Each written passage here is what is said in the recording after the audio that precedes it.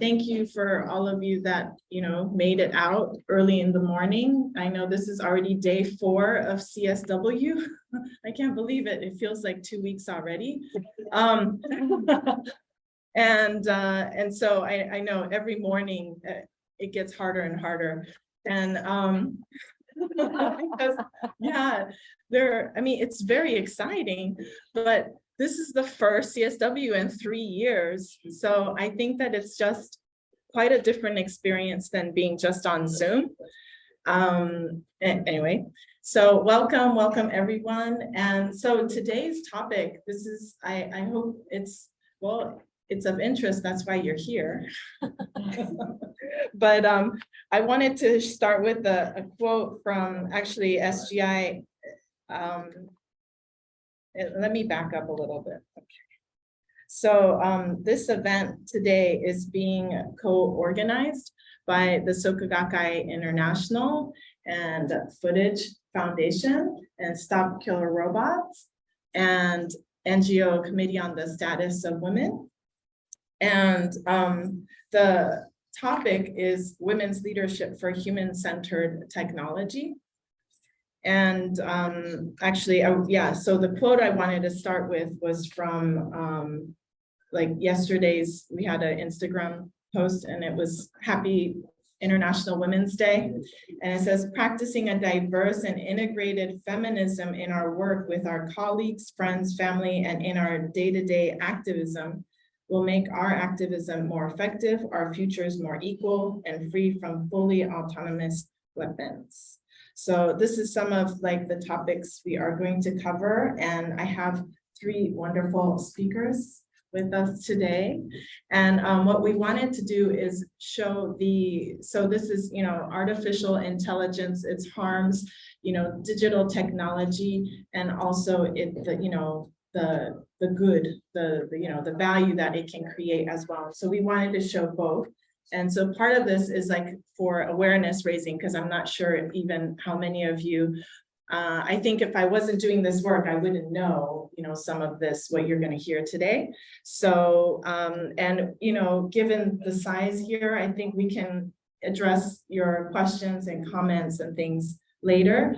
And even on Zoom, at first, I actually wasn't thinking of engaging the Zoom participants, but, maybe it's definitely possible. I'll just put the mic or something if there's anything any of you wanted to contribute or share. But I do want to hand it over and get us started. So Paloma Lara Castro is our first speaker, and she's a lawyer and candidate for a master's degree in international human rights law at the University of Buenos Aires. And her work focuses on processes linked to the universal and inter-American system, content production and analysis regarding public policies at regional and global level. And so what she's going to kind of share us, give us more of a background on why do we need to be aware of, of this topic. So, Thank you, Ivy. Hi, everyone. It is so nice to see you and be here with all of you. So as Ivy said, I'm going to give like an overview with a legal perspective to the issue. So just to dive right into it, while there is clarity at international levels that as spaces, like as digital spaces evolve, so must the implementation of the human rights framework to technology and to digital spaces. This is not this doesn't conclude with reality, and this is especially seen in Latin America, where historically excluded groups such as women or people from LGBT communities that are historically marginalized and excluded from access to fundamental rights. It happens, the same thing is a reflection with regards to technology, in sense to access technology and also to interact in digital spaces. So what tends to happen is that these groups that are excluded from these rights face the same barriers to access technology and to habit technology, to live in technology or to live in digital spaces. So this doesn't, it's not only about the exclusion that is reflected, but also the the generation of new exclusions and new forms of violence that become more complex and amplified with the use of technology. So this situation is deepened by the techno-solutionist approach that can be seen specifically in the regional trend in Latin America of increased acquisition and deployment of technologies to respond to a wide range of social situations, like, for example, protest or access to health services or migration controls, without any analysis on how the technology is being deployed and whether it's compliant with basic criteria of human rights, such as legality, proportionality, and necessity. So even though regional and universal organizations, and actually also the UN and inter-American systems, have put out awareness about this issue, and saying that states should take into account this criteria in order to deploy this technology, this has not always been respected by states. And what has happened is that it has created a lot of violation of human rights with specific and differentiated consequences to human rights defenders and journalists and activists and women acting in politics. So this creates new affectations of human rights and also the direct affectation to the political sphere. So in this scenario, the relationship between the structural inequalities and online gender violence, considering the strong surveillance approach or the surveillance component, must be understood as a crucial element of the problem and not as isolated elements. Therefore, this as a whole must be addressed from a human rights legal framework that provides legal security and access to exercise human rights in digital spaces as an essential precondition to achieve the empowerment of women. So we cannot talk about empowerment if we are not addressing the social inequalities regarding gender in these spaces. So when we face all of these elements, basically, I know I have little time, so to round it up, when we face all of these elements, we have to look at it from a multi-stakeholder perspective. So what do the states have to do? The states necessarily have to respect the legal framework. And in this sense, in talking about also AI and automated decisions, it's so important to meet the criteria of legality, necessity, and proportionality, and also to do human rights impact assessments. And that's what we aim for. But not only before the implementation of the technology, but during and after, as to measure its effectiveness. And also audits, constantly audits that take into account civil society and academia as a whole. And also, this is very important to follow what the UN High Commissioner on Human Rights have already said, that there's a need to control the production and sales of surveillance systems that are not in compliance with human rights, and also to call a moratorium on those who do not meet the basic criteria, as for example, Pegasus. If you want to talk about that, we can.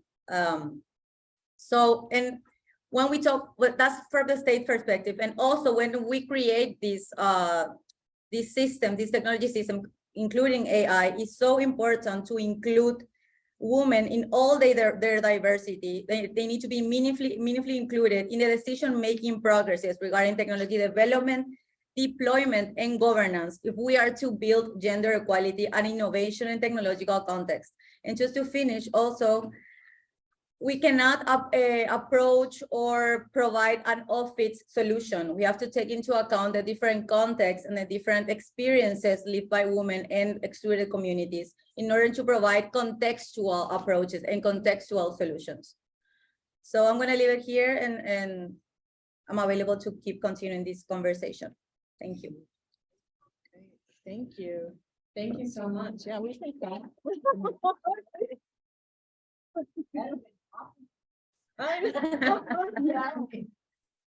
So thank you so much for offering all of those the human rights legal frameworks, and that social inequalities need to be addressed. And looking at OHCHR and around surveillance. And also, Paloma, because you were part of, so equality, it is part of equality now that the digital principles, is that right? And you were a part, did you take part in submitting anything around that? So there are these digital principles that are being developed with a human rights framework. The Global Digital Compact. The Global Digital Compact. Oh, different from that, but okay. with a feminist framework. But I know that Equality Now has been, doing that, and The Digital Alliance. Yes, Yeah. that's what it is. So I wanted to put up, it's Audrey, is that right? No. Okay, so we will put it in the chat, and I think it was part of but really like towards the Global Digital Compact that is being developed right now. And until the end of March, I think consultations are, ongoing until then. And then, they're collecting everyone's input to go into that digital, Global Digital Compact. But this feminist framework being so important also to be incorporated. But thank you. So I'm not sure about the technical part, so I have to see if we can run a video. Is it gonna work? Oh, great, can, thank you. So we're going to show a short clip now from a series, interview video series you're gonna see. And it's Dr. Catherine Connolly and Haley Ramsey-Jones, my colleague in Geneva. And we will start, I think, from the very beginning until, beginning till 5 over. Oh, but. Hi, I'm Haley and I'm a campaigner for Stop Killer Robots. This video is part of a series where we explore digital dehumanization. Digital dehumanization is a process where humans are reduced to data, which is then used to make decisions and/or take actions that negatively affect our lives. In this video, we're going to be talking to Dr. Catherine Connolly, who is the Automated Decision Research Manager for Stop Killer Robots. Hi, Catherine. So can you tell us more about your role and what you do? So yeah, like you said, I am the Automated Decision Research Manager. So the Automated Decision Research team, that's myself and my colleagues Gugu and Sai. We are the monitoring research team for Stop Killer Robots. So we monitor state support for a legally binding instrument on autonomous weapons. So that's new international rules on autonomous weapon systems. And we also conduct research and analysis on developments in autonomy and warfare and other related areas. And is all autonomy bad? No, not all autonomy is bad. So what we're really concerned about is digital dehumanization and autonomous weapons. Digital dehumanization is that process when humans are reduced to data and then that data is used to make decisions about them that negatively affect their lives. And when there are negative outcomes from that, we call those automated harms. So can you tell us what is automated harm? Automated harms are the outcomes of that process of digital dehumanization. So when a decision is taken based purely on your data that then negatively impacts your life, the harm that you experience from that, the impact of that decision, is the automated harm. So if you imagine a scale of automated harms, we have some things that are definitely damaging and that could affect your life on one end, and then they can get more and more extreme. So for example, you might have the use of algorithms to decide school test scores or exam scores, which was seen recently in the United Kingdom actually. And the government then had to actually roll back the use of that algorithm because of an outcry about it. So depending maybe on where your school was or what school you went to, you might have gotten a better or worse result than you should have due to the algorithm. We also have things like decisions about, say, banking loans or mortgage approval. Some of that might not actually just be based on your financial information. It could also be based on the area that you live in, or your gender, or your race. And an algorithm could then process that and decide, not to give you a loan because of, biases in the system, or just what data is taken into account or considered to be more important. Welfare systems are increasingly using automated systems to decide who can get certain kinds of benefits or who shouldn't, to decide how many hours of care some people should get, to roll back benefits, and also in a number of cases, in a number of countries, have erroneously flagged people for fraud, and to have said that people are defrauding welfare systems, which have had seriously negative impacts on people's lives. You then see the use of automated systems for things like policing or criminal sentencing. So where we might have facial recognition systems be used by police forces and the wrong people are identified and arrested, or where these automated systems are recommending heavier sentences from, people from different income areas. So people from a lower income area, a sentence might be recommended for them that's longer than somebody for the same crime from a higher income area. Or because you were black, you might get a higher sentence recommended than if you were a white person, for example. We can also see then with autonomous weapons is we're like right at the end of that scale of automated harm. So in all of those cases, we see a deprivation of dignity and that your human rights are affected. With autonomous weapons, you're at the very extreme scale, as I said, of automated harms, and the automated harms that come from the digital dehumanization process of autonomous weapons is injury or death.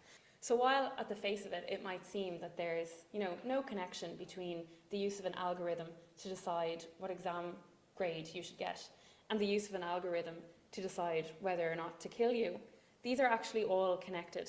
And these kinds of decisions are playing more and more of a part in all of our lives. We increasingly see the use of things like facial recognition systems, not just by police forces and for border control, but also at shop scanners, at tills, you see now facial recognition systems being used, for example. So we have to be, really aware of this process of digital dehumanization in our daily lives, and then think about how it is connected to these technologies that can actually kill us. So can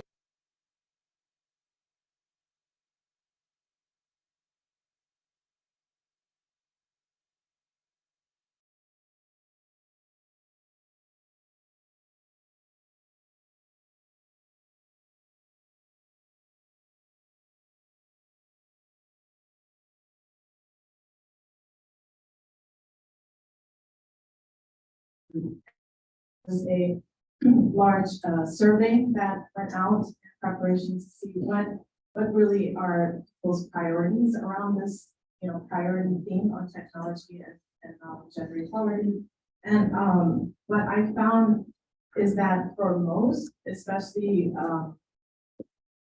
if getting food on the table or something, or or your safety or anything else is your primary concern, or if you don't have electricity or water, why would you even think?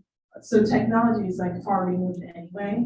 And then the other layer of further removed is this idea of AI. And so so it's very interesting with this topic particularly, because it's almost because policies are already being created now for the future. So we have to actually already anticipate what is to come rather than respond to it. But I think the general population is not on their mind. Yeah. So, that's why I think it is important to raise awareness, but also the importance of experts in this area, and the importance of policy and what's being discussed, at the CSW. And so thank you for being here. And Isabel Jones, I'm going to introduce her briefly. She's the campaign outreach manager for Stop Killer Robots.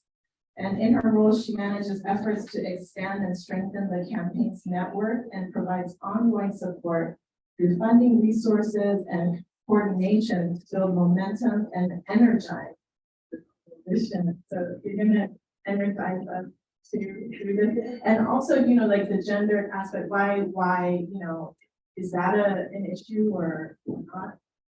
Thanks, Ivy. Hi, everyone. Energized room. So I'll do my best. So as Ivy said, my name is Isabel and I work with the Stop Killer Robots campaign. And if you were looking at the program for this event, you might have thought, what do killer robots have to do with CSW? And I think, Ivy, your introduction there was a great way to kind of frame the issue and get us thinking about kind of urgency and immediacy in this space, because I think it's true that for a lot of people, the issue of autonomy, artificial intelligence, kind of emerging technologies, it feels futuristic, it feels far removed, it feels like, you know, there are more urgent priorities perhaps on the agenda. And I think that from our perspective, as Ivy said, we need to be thinking about how technology is evolving and how us as society and the structures that we build within our societies, our legal frameworks, our human rights frameworks, our normative systems, how they also have to evolve as that technological change is happening. And that, as Ivy said, we can't wait until the kind of cat is out of the bag and just be purely responsive, because we can already see in so many ways how technologies are becoming really infused within our societies, within our day-to-day lives, with our interactions with each other. And that's a kind of process of normalization that happens slowly over time. And if we're not critical about it, if we don't think about what the implications of that is or are, and what the potential unexpected consequences of that are, what the consequences might be for marginalized communities or historically vulnerable communities, you know, we need to think about that now, and we need to think about that as these technologies are being developed, because if we don't, it'll kind of be too late.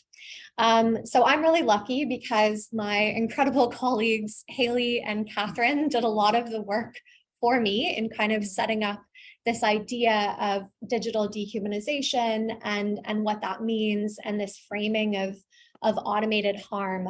But I'm just going to expand a little bit on what was in that video. So to go back to that definition, digital dehumanization, we really see that as a process where us humans are reduced to data points, inputs, and then those data points are used to make decisions about us or take actions which then impact our lives in some way. And I think we can really think about that digital dehumanization as a kind of scale. And Catherine mentioned this in the video. It's a scale, or it's a spectrum. And I think we also need to think about the ideas of agency and harm that are related to those technologies. So just to give some more, another example to what some of the examples that Catherine gave, a really mundane kind of day-to-day example that we can think of with digital dehumanization is Face ID on your phone.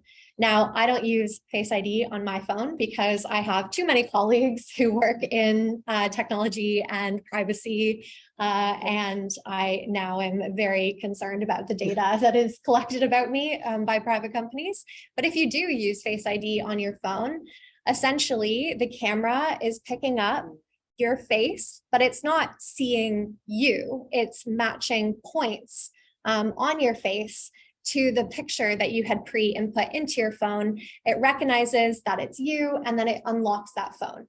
So if we think of the definition of digital dehumanization, in a sense, you're being reduced to data points, which are, you know, the pixels that the camera is picking up. And then a decision is being made to unlock the phone, which impacts your life because now your phone is unlocked, and we all need our phones to be unlocked to use them. So that's a kind of mundane day-to-day example of the process of digital dehumanization. If we think about agency and harm, that's where we can begin to see the spectrum. We have agency because in that case, we decide we want to unlock the phone, we decide that we want to turn on Face ID, and the harm that is created to us, maybe if you're like me, you're worried about the data that's being collected by Apple, but it's not, you know, a life and death kind of consequence. Now, if we're talking about autonomous weapons, you can see that that's kind of at the other end of the spectrum. And that's where the Stop Killer Robots Coalition comes in. So just really quickly to introduce who we are, Stop Killer Robots is a global campaign. We're a coalition, so we have over 200 member organizations in 70 countries around the world. And we advocate for the creation of new international law to prohibit and regulate autonomy in weapon systems. And we do that because we believe it is critical to ensure meaningful human control over the use of force, and that killing should not be automated, life and death decision-making should not be delegated to machines, because that's kind of, you know, at that extreme end of the spectrum where we need to draw a really clear moral and legal line about what we as society are allowing kind of technology to do. So just to talk about autonomous weapon systems really quickly and how that kind of fits in, we see that as at the extreme end of the digital dehumanization spectrum, because autonomous weapon systems are weapons that use the processing of sensor data rather than human decision-making to select and attack targets. So what that means is that it's that process of sensor data or processing the sensor data rather than direct human engagement and human decision making that decides where and when and against what force is applied. And what that means is that human decision making is being removed from the use of force, and we're getting closer to machines deciding who to kill, which we think is just fundamentally a bad idea. I hope you all agree, but if you don't, let's talk later. So this is all kind of within the broader context of, as I said, how society is becoming more and more infused with technology and the techno-solutionism and kind of techno-optimism that Paloma mentioned. Often technological solutions are put forward to optimize our lives, to make them easier and to make things more precise, more efficient, happen more quickly. And sometimes that definitely works. And I really want to stress that the Stop Killer Robots campaign is not anti-technology. We're not even anti-autonomy, as Catherine said in the video. Not all autonomy is bad. Technology has a great potential to improve society, to protect our human rights, to advance sustainable development. But as Paloma was saying, we really need to consider the kind of consequences of it, the ethics of it, what the implications are when we rely on technological solutions without thinking about the consequences of removing human decision-making, our ability to use context and judgment and kind of nuance to make decisions. And I think that's where, you know, the big risk of bias comes in as well.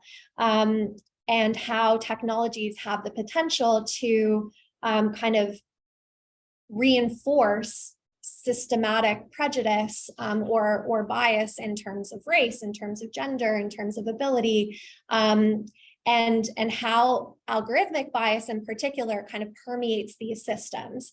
And this is based on a multitude of things, like who is building these systems, as Paloma said, who is meaningfully participating in the design of these technologies, what data is being used to train them, who's collecting that data, who is labeling the data files, who is training the systems, what communities are they then deployed within, how does that reinforce existing prejudices or reinforce the data set in and of itself. If you're collecting data only from one area, you're using the technologies then within that area. In the case of predictive policing, then you're going to get a feedback loop, right? So these are all issues that can really come to the fore if we're not critically engaging. And as it said in the video, we've already seen the evidence of this in policing, in criminal sentencing, in access to education, healthcare. Catherine mentioned welfare systems.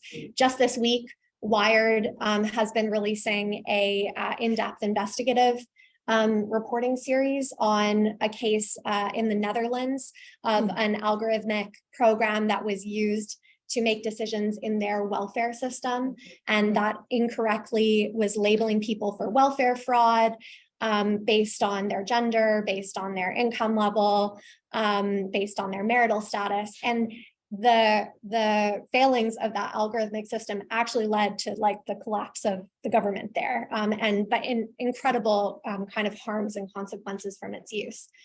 Some of you might also be familiar with the work of Joy Buolamwini, of Timnit Gebru on facial recognition and large language models, Sophia Noble, Meredith Broussard, Deb Raji, Kathy O'Neill. There is incredible work and scholarship on how algorithms, how technologies are not neutral, and how we have to be ethical in the way that we're approaching these.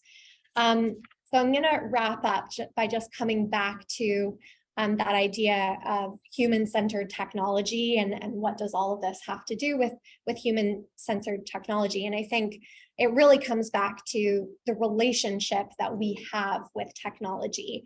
Technology doesn't just pop into existence, right? We choose to create it, we choose to invest in it, we choose to use it.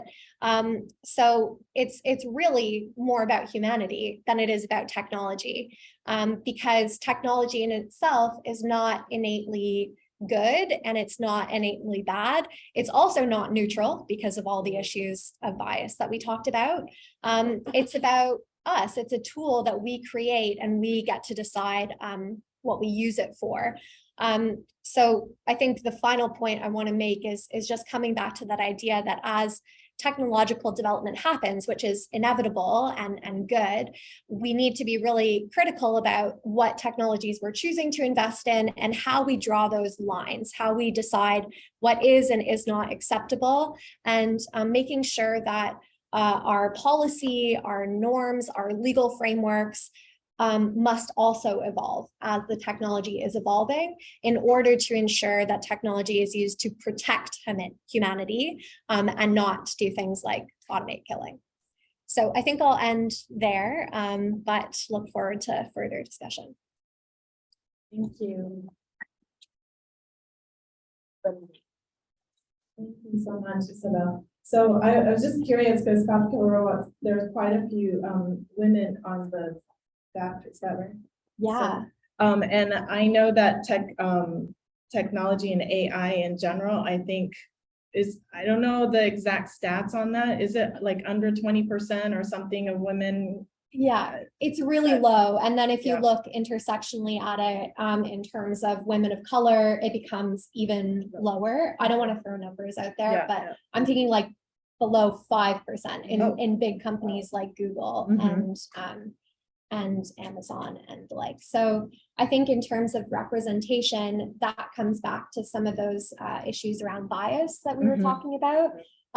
You know, as we build technology, it becomes infused with the biases of the programming, right? And if you don't have a representative workforce who is building these systems, training them, meaningfully engaging in the kind of design, and also thinking about the risks, then that's gonna just compound the problem, right? On the flip side, we're very privileged in the Stop Killer Robots campaign to have a team that is really trying to approach this issue in an intersectional way. So not just in terms of who we are and the kind of makeup of our community, but also in the way that international policy and legal frameworks are developed on this issue. And on autonomous weapons specifically, there's currently ongoing diplomatic discussions within the framework of the United Nations to consider whether new international law is required in this space. We would argue that it is. And we would also argue that that isn't a question for just highly militarized, industrialized states like the US or China to decide on. This is a global issue that affects everyone, and all states should have a stake in deciding how we respond to the problem. And actually, the majority of states agree that new legal rules are needed to prohibit and regulate autonomous weapons. Thank you so much for this. So we're going to show a little clip before I introduce our next speaker. So it's a few minutes.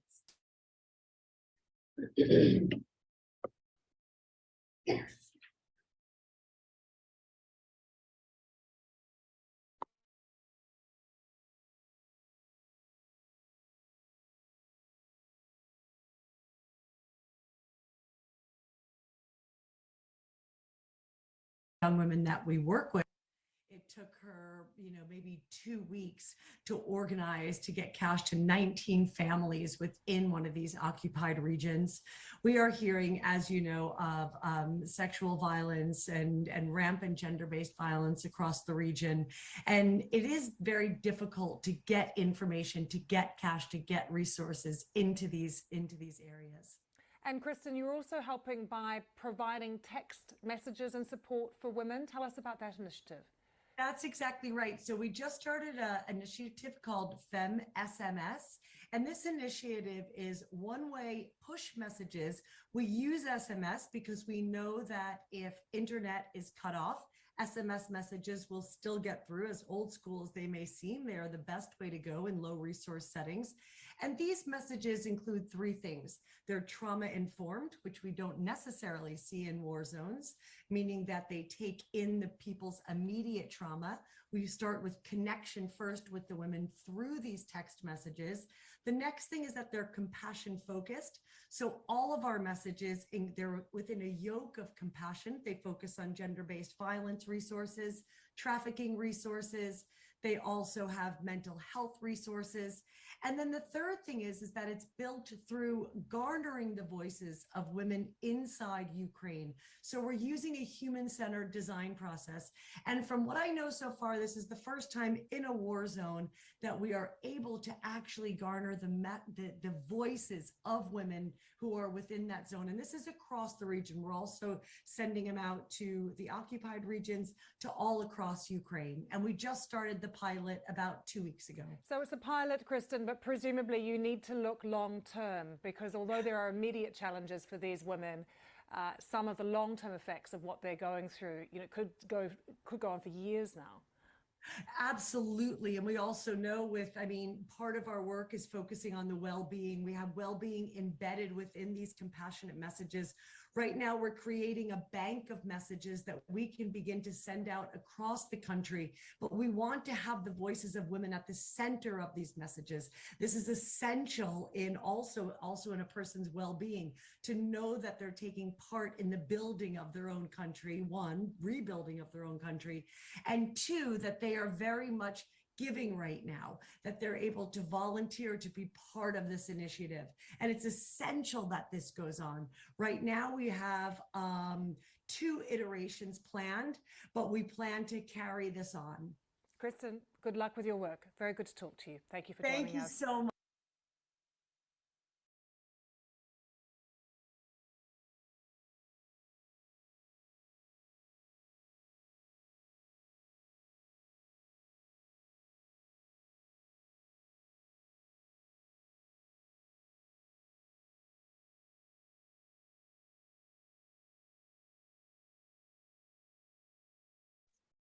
It's definitely like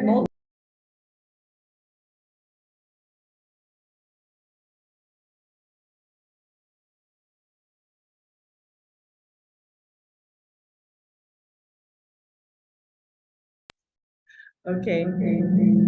Oh, it's echoed. Should I keep my mic off? Now we're okay.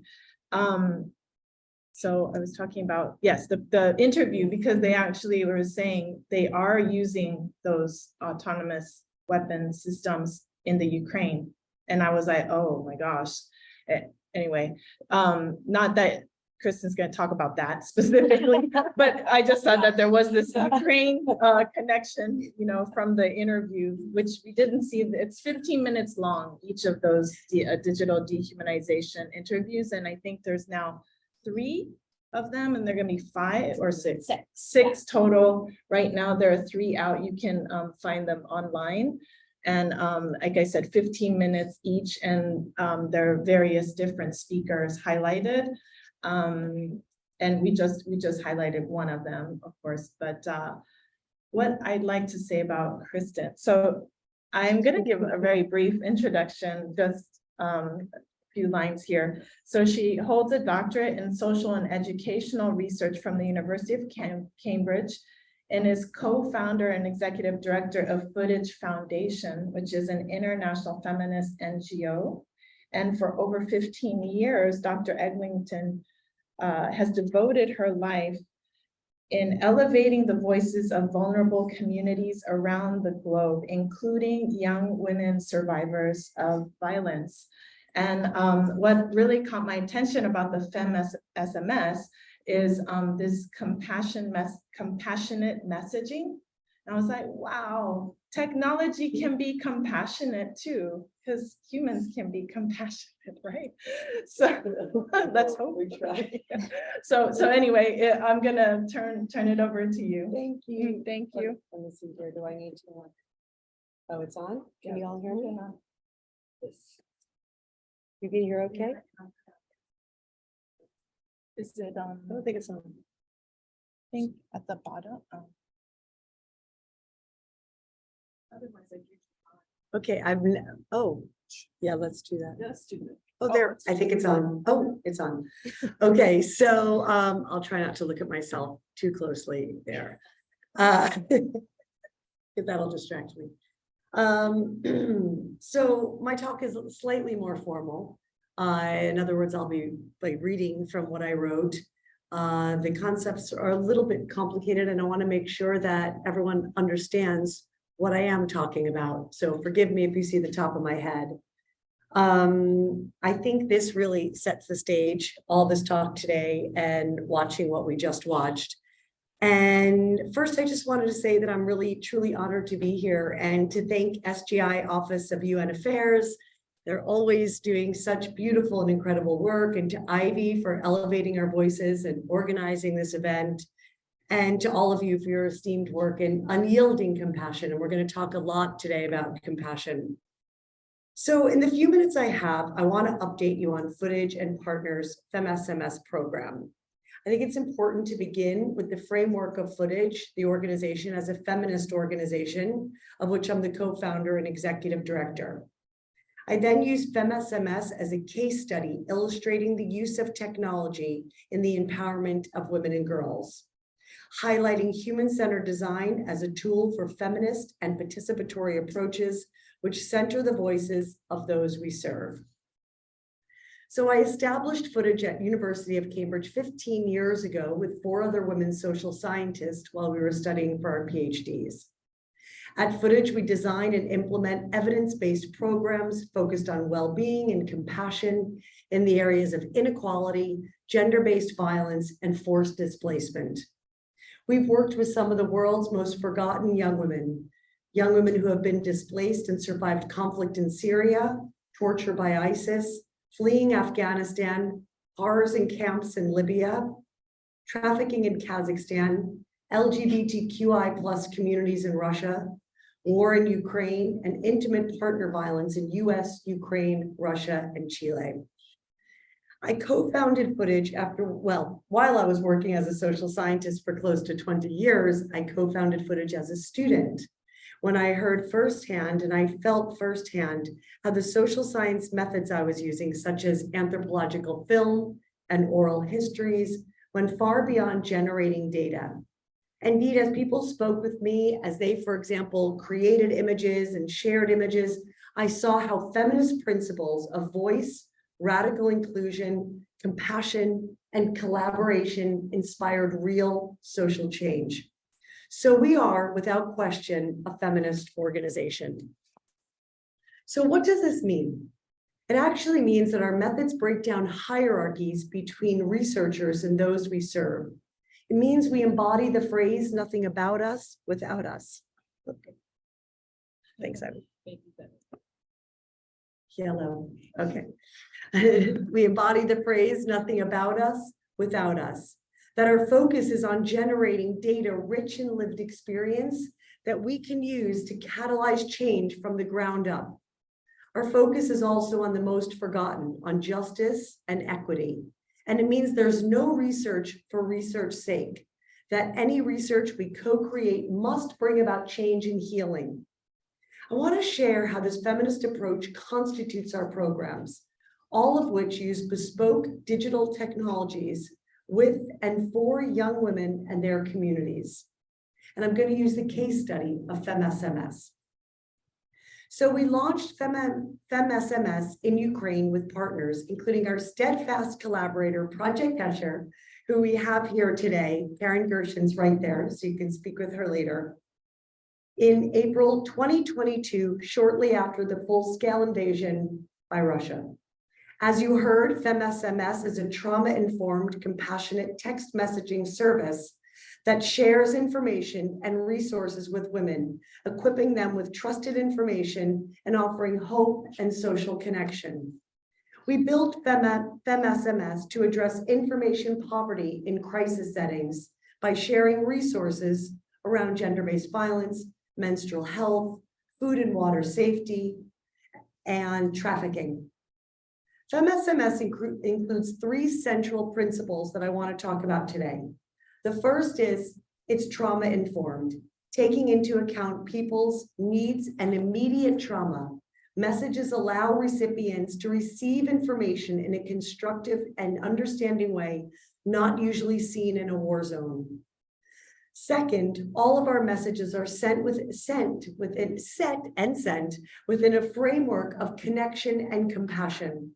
So rather than simply giving information on violence, we enter into the conversation, taking into account the shame around violence that so many of us feel, and that it's so difficult to speak about these subjects. Lastly, our third aspect is voice. Most significantly for our talk today, Fem SMS is built through an iterative, human-centered design process with recipients themselves.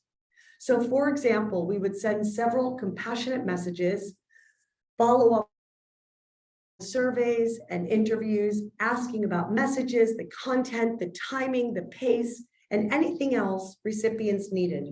We would then redesign the texts based on these needs, and then send these reworked texts across the network again, continuously testing,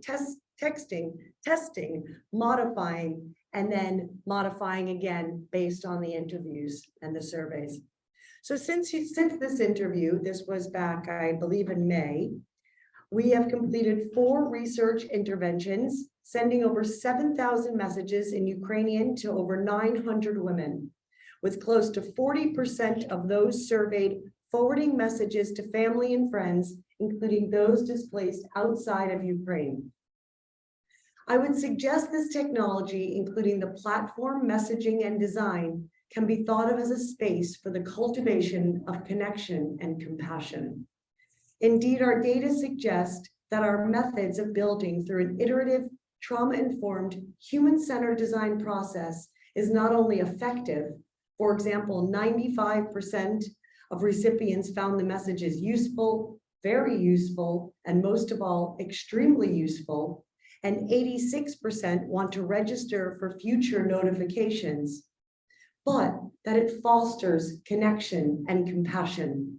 96% of all surveyed participants enjoyed the compassionate tone of the messages. And the top 3 emotions people felt were cared for, supported, and informed. We have copious data coming from surveys and interviews, including quotes on connection, such as, I realized I'm not alone. I feel supported. There's a sense of unity. Actually, we can go to the next slide here. There's a sense of unity. It gets rid of feelings of loneliness. After the first message, I started waiting for more. as well as on compassion and self-compassion, such as this is information you can turn to. You are not alone with your problems, that what you feel is normal and you're entitled to feel that way. And also, these text messages allowed me to remember myself in moments of silence about my need to regain my strength. I want to add that technology that cultivates connection and compassion is not simply an added bonus, but it is central to advancing the lives and survival of girls and women, as well as to realizing many targets within the UN Sustainable Development Goals.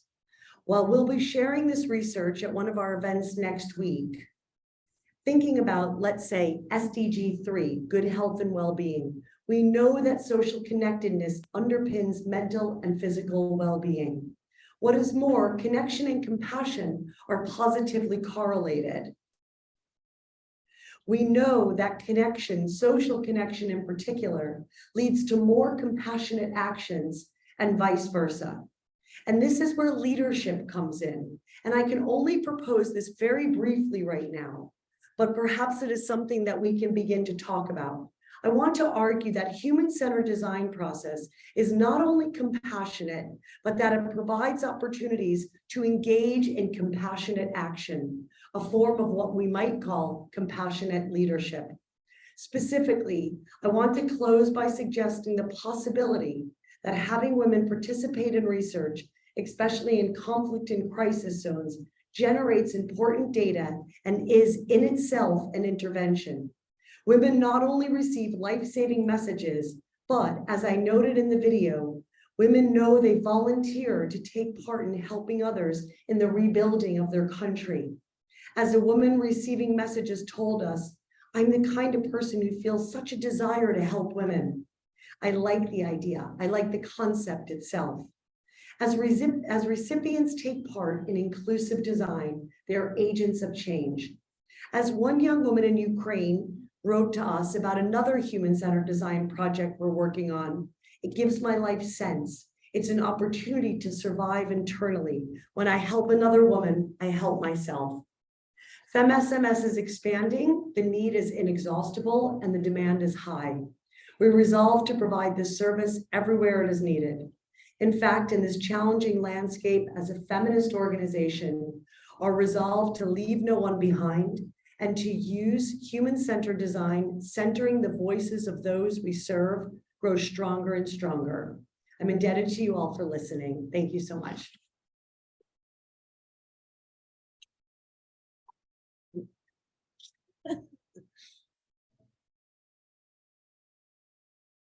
you so much for that. Thanks, Ivy. Thank you also for ending with the leadership, the compassionate leadership idea. And the agents of change, that involving them, make them agents of change. And I was wondering, given the time and if anyone has like a question or comment that they want to address this first, we wanted to break out into smaller groups. There might have been some things in the chat as well. I'm not sure. Let me send this back to you. See anything?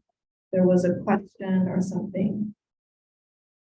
If there isn't. Powerful, thanks so much. That was too powerful. Oh, thank you. Yeah. I love that you started with story, of course. Yes, Yes, I know. always so. Ivy, I wrote this with you in I, mind. okay.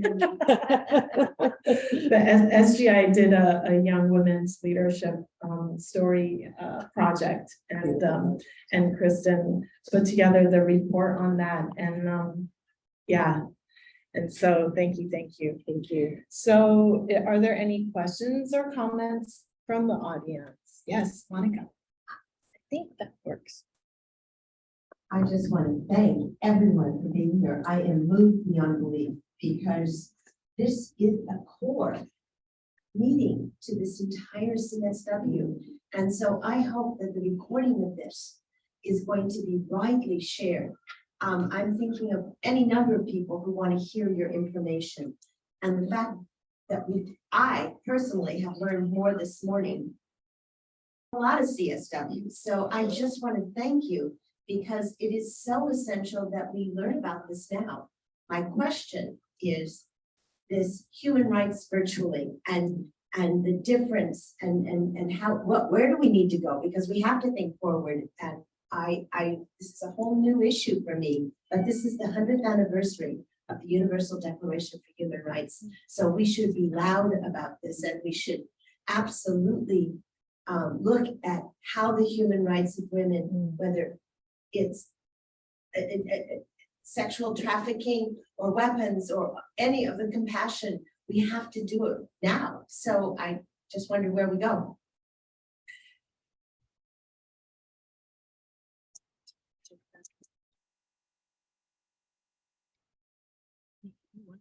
Okay. Okay, I'll start. I think you're gonna have inputs also as well, so I'm just gonna. I think that's an excellent question. I think it's what's leading all these discussions. Where do we go? And I think it's a broad answer. For in one sense, I think that we need to strengthen the way we apply human rights to digital spaces.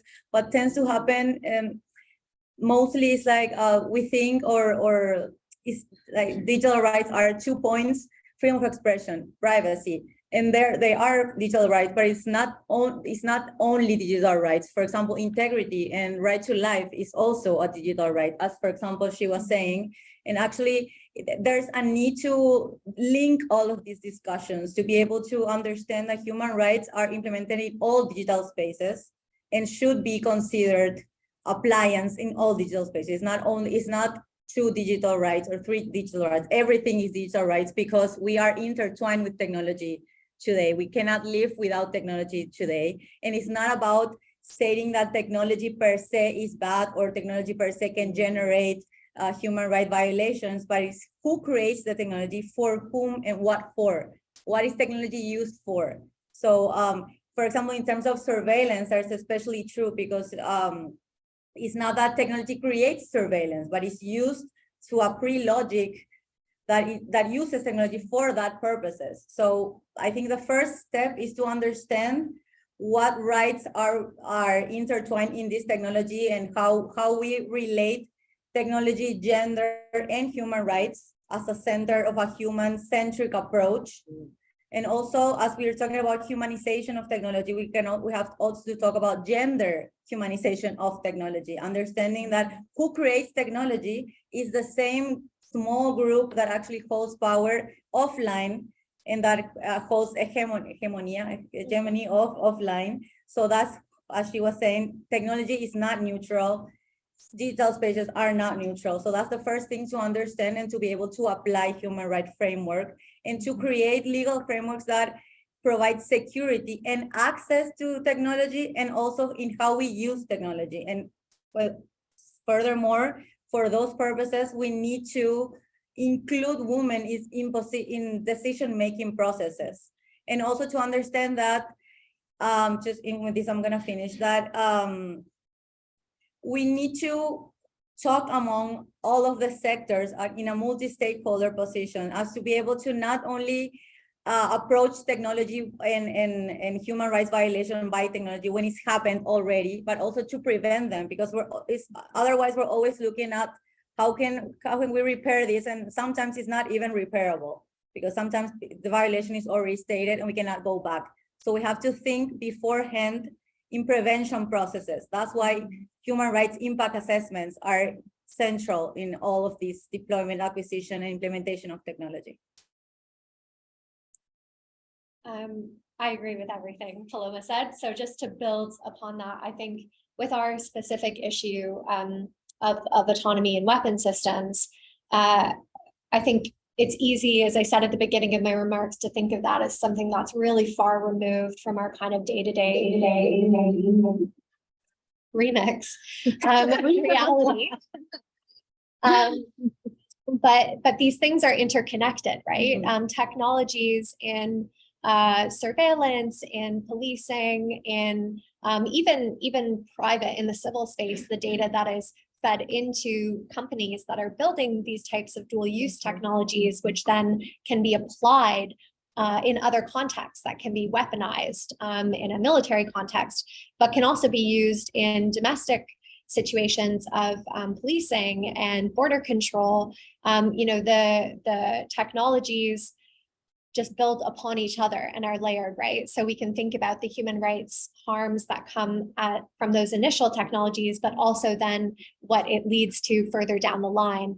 And I think from our perspective, that's why we look at creating new law on autonomous weapons specifically as being connected to the broader digital rights space, because it's almost a bit of a canary in a coal mine. If we can't draw a legal and moral line around machines targeting people without human decision making as part of that, then what does that mean for accountability and regulation of other types of technologies in the civil space, right? So if we can't draw that ultimate line, or if we can draw that ultimate line, because I believe we will, that will also reinforce our ability to protect human rights in national contexts and consider how other emerging technologies are used and the consequences of their use.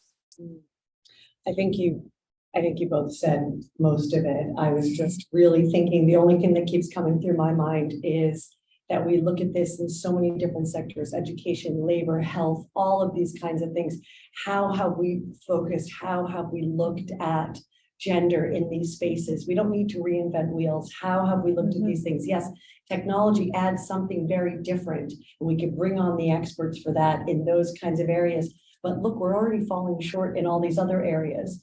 So how do we get a framework right? And how do we center the human at all of this, no matter whether we're using, whether it's analog or digital, whatever it may be. So just thinking about those things. And the thing that continuously comes to my mind when we look across education, labor, health, technology is access. Continuously thinking about access. I think that is one of the most important things. And again, shifting the paradigm and putting the voice back in the center, putting the human back into all of this. Consultation, access, voice. Those are the only things that I can come up with right now.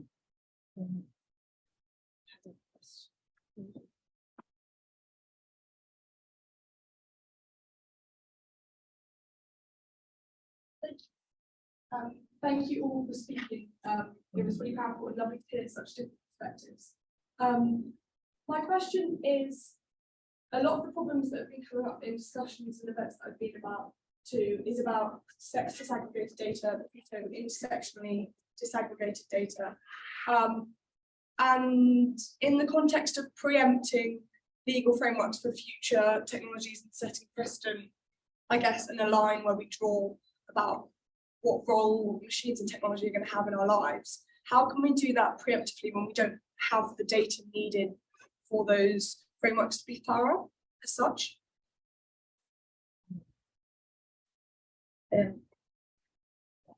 I think that's crucial actually in the discussions, because most of the time we as NGOs, for example, can be able to identify certain situations, but we need the evidence for that based on data to be able to really tackle and have policymakers take into account to be able to really generate some type of change or some type of framework that actually acknowledges the reality. And that, like, to give an example of how does not happen and what are the consequences for that, is that, for example, I am from Paraguay, and the legislation regarding gender violence online is actually incomplete. It doesn't take into account all types of violations or all types of violence, actually, from this digital context, because they don't have data. So as they don't have data, they don't have policy and they don't have laws. So they don't actually understand the problem as a human rights violation and as a human and as a gender human rights violation, actually. So that what happens is, referring to what I was saying before, is that is how legal instruments on human rights are not applied in the same way, because they are not considered. It's a reflection of how they are not considered to be human rights violations. So that is why it's essential to gather evidence to be able to acknowledge the importance of the situation and then generate law and then generate policy. Just really quickly on the weapons specific space, I think one of the things that we constantly are thinking about is how can we prevent loss, right? We want to prevent human suffering. That's what the laws of war are there to do. So it's one of those things where we don't want to be in a situation of having hundreds of thousands of data points in terms of civilian loss of life, collateral damage from the use of autonomous weapon systems to say, okay, there's a problem here, let's go back and solve it. And unfortunately, that has been what has often been the case with arms control, disarmament treaties and legal frameworks, is that the treaty is put into place after there has already been devastating loss of life, loss of limbs. So I think in this space, what we can do is see that we know there are advancements in weapons technologies that are incorporating more and more autonomy.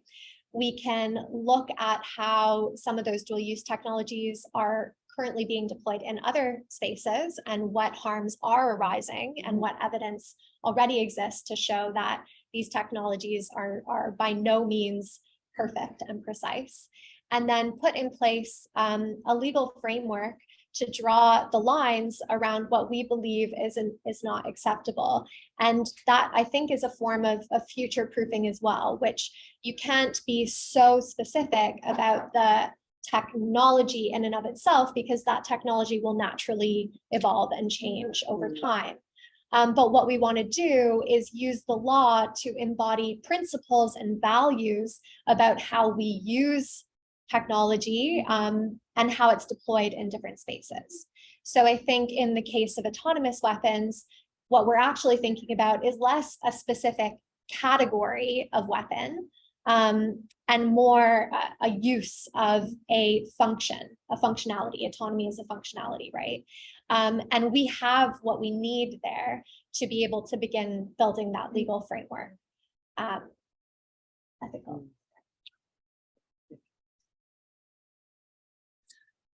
We did want to give you a little bit of time for discussion among smaller groups. If you're interested in doing that for just like 10 minutes or so, I think it might be valuable to kind of process some of what we just heard. Maybe just like 3 or so groups. Like if we put a circle, would that work, or is everyone going to leave if we do? We don't want to lose you either. Are you interested in breakout, or you want to keep with the, are you in general? What's the feeling in the room? Yes.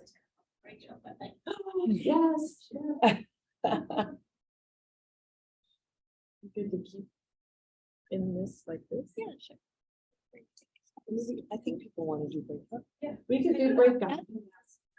Yes, we're going to have each one of us will be in a little group. So I think the smaller, actually, the more you get to talk. And the people online, you can also unmute and talk amongst yourself if you are interested in doing that. Why not?